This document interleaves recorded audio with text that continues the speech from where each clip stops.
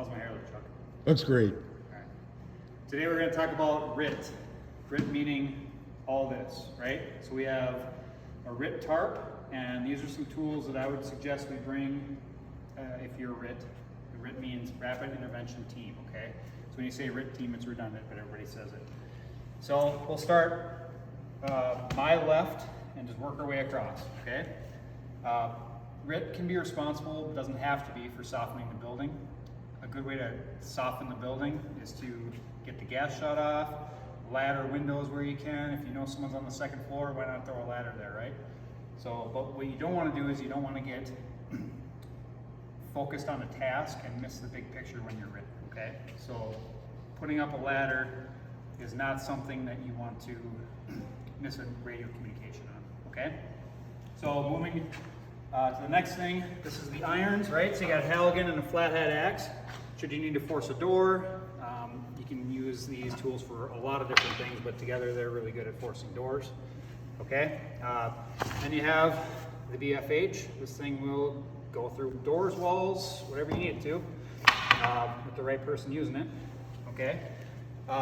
If we're talking about rescuing one of our firefighters, we may or may not be going in with a hand line, probably not. Wouldn't hurt to have a little backup plan here, your water can, okay? So they can carry this, it's pretty mobile, it's a little heavy, but it's totally doable, should you need it to get in or out of the structure. You got your case saw here. This will go through pretty much anything. Chainsaw will do a lot of things faster. The case saw will go through pretty much anything. It'll go through concrete, it'll go through steel, right through garage doors, go through rebar, whatever you need it to. That's always a good one to have in the RIT tarp. The chainsaw would be preferred if it's a wood structure, vinyl siding, stuff like that. You can make a door into a window into a door real quick. Get yourself access to your firefighter in the basement or from the second floor. Make that window a door so you can get them out quicker. Okay, great tool to have on the RIT tarp. These are not exclusive tools. You could grab whatever you want, but I think these are important ones. The biggest tool we need to talk about here is our RIT pack, okay? So Andover Fire, RIT pack, they're all the same. They eventually will be all set up the same. You open this up, we don't do this buckle because it's just a gross motor skill we don't need to do in an IDLH. So we do have this, we grab it with the glove, spin it down. But when you open this pack, this should be staring you in the face, okay? This is your universal RIT connection, okay? This will work with any SCBA on the market, okay? That is required per NFPA standard, okay? Now when we move away from the universal RIT, now we're talking about more specific connections, okay? We work MSA SCBAs at Andover Fire. These are buddy breathers that will work with MSA buddy breathers, okay? They will not work with Scott. They're not interchangeable, okay? So our best option here being this, I would say second best would be the buddy breather. And if we're in a situation where a regulator has failed with a firefighter or suspected to fail, we could, if they have the same mask, we could pop a new regulator on their mask, okay?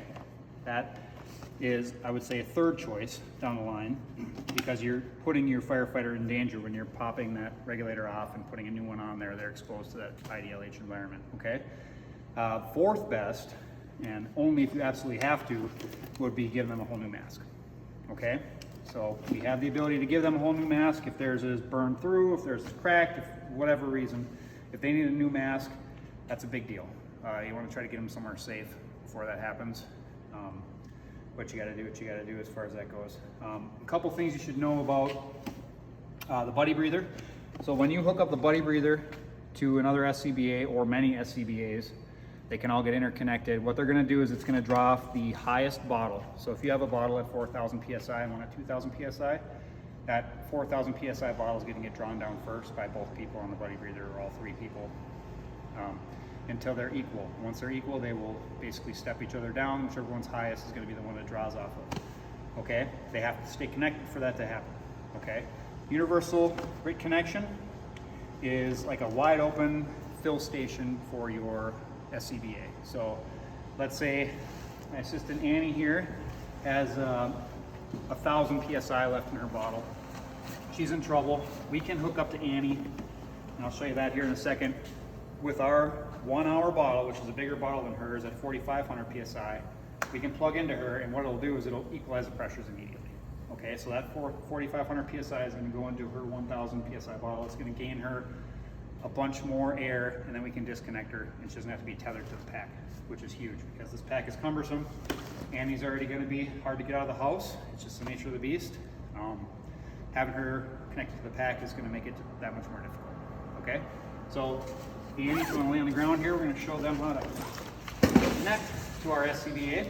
Okay, so Annie has laid in the exact wrong position, which is what's going to happen on scene. So we're going to roll her over. Annie, we're getting rolled over. Okay, we're going to show you how we're going to connect the universal RIT to Annie.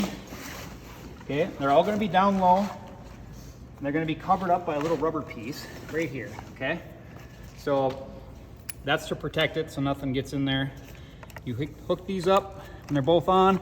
You will hear water or air rushing into the bottle, equalizing. Okay, as soon as that happens, you don't hear any more air. The gauges stop moving. You can, if you want, disconnect. Okay, I would again try to get this back on. It's got a little insert that goes in the middle, which is proving to be difficult right now. There we go. Okay, now let's say Annie's got 2,000 PSI. She's got a lot more time on that SCBA than she had before.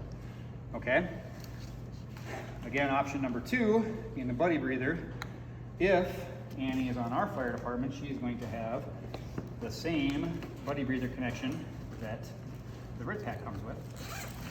Okay, which is again the MSA. And we're going to, you can disconnect that, you can leave this if it's shut off, that's fine.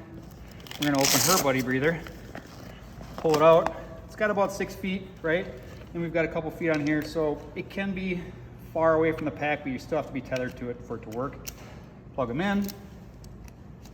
Okay, pull them, make sure they're not going to come apart. And now she's going to, with that bottle on, her bottle on, she's going to be breathing off the higher of the two, which will be the RIT pack bottle, which was filled and full before we ever used it. Okay, so in this scenario, she's got a 1 hour bottle plus whatever she had left to get her out of the house, but she has to be tethered to the pack. That's the big drawback there. Okay, that and the fact that it's not universal.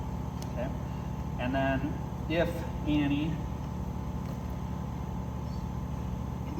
let's just say, if Annie needed a new regulator,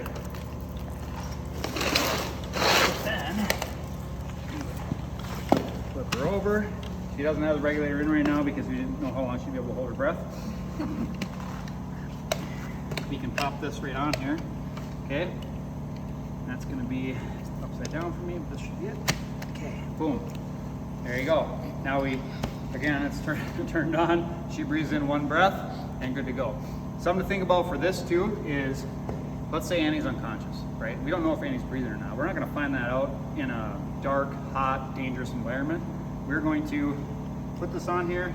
We're going to crank the bleeder so air is just pushing into Annie's face, and we're going to get her the heck out of there so we can help her outside in the yard and get her into the ambulance. Okay? And again, we need to put a mask on her. That's absolutely last choice, but if it's necessary, you can strip her helmet off. You're going to get it all set to go, ready to rock and roll, and then swap it as quick as you can and get her the heck out of there. Okay?